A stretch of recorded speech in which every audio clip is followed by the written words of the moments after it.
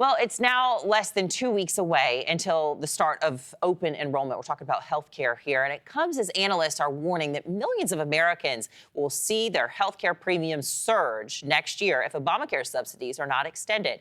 But lawmakers remain divided over a solution to rising healthcare costs as the government shutdown drags on. Joining us now, we have Dr. Timothy Quinn. He's a board-certified physician in family and weight loss medicine and medical director of Quinn Healthcare. Nice to see you. Thank you for joining us.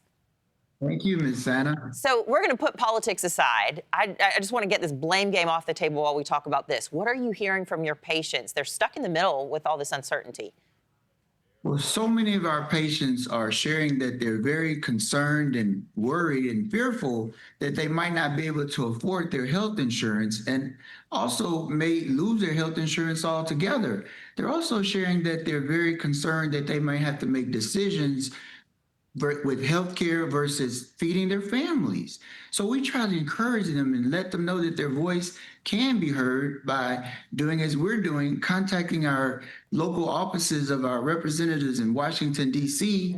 And I had a confirmation email just yesterday that they're hearing our voices through the email correspondence, and they're encouraging us to continue to encourage our patients and their the entire community to do the same. Look, very often if individuals have met their deductibles and their maximum out of pocket and everything, they'll try to get in a lot of health care, whatever they might need by the end of the year, of their coverage. Are you noticing that trend right now? Are people trying to rush and get taken care of whatever they need to have taken care of?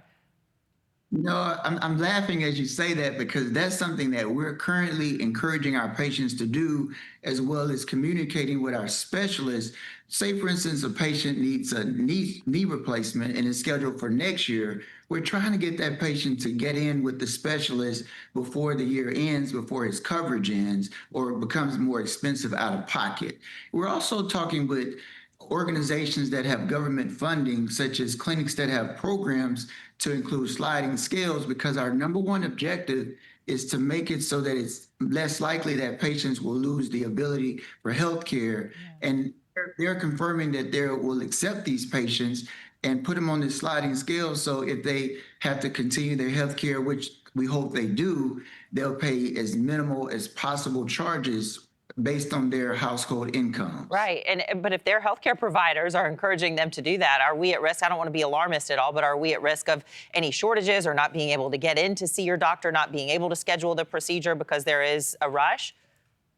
We are at risk, but we can only do the best we can. And like I said, we just want to make the situation aware to the public and encourage them to contact their representation and share this information so it can be on the forefront of their minds when they go back into session after this shutdown. It will be something that will be greatly considered. Yeah, well, it's something to think about, whether it's for ourselves or our parents or our kids. It's something to think about for sure. I'm learning, look, every state's impacted differently by this. Every family's impacted differently by this. Mississippi, we're learning, is especially at risk of seeing surging healthcare costs. Our NewsNation affiliate WJTV recently reported on a Wallet Hub survey, which found that just over 10% of monthly expenses for Mississippi families are health insurance premium costs. How much of a red flag is this, particularly if it forces some to drop coverage? I mean, this is a phenomenal red flag because, as you said, we're already at the lowest health grades across the board. So let's hypothetically take an individual like John Doe that comes to the clinic. He has hypertension, which is easily controlled by following up every 3 to 6 months, doing vital signs, lab work, maybe have his medication adjusted, and he loses his health insurance and he falls off the grid. We'll call that patient and try to get him to come back in, offer him alternatives. But in a lot of cases, these patients will end up in the emergency room 3 to 5 years later with a heart attack or a stroke, possibly with a change status, even possibly losing their life. So this is so important. Yeah, look, this is the best country in the world, and a lot of the research and development and innovation comes from this country. It doesn't seem right. It doesn't really add up that we end up paying more for health costs than folks in some other countries. Dr. Timothy Quinn, appreciate your time. Thank you. Thank you for having me.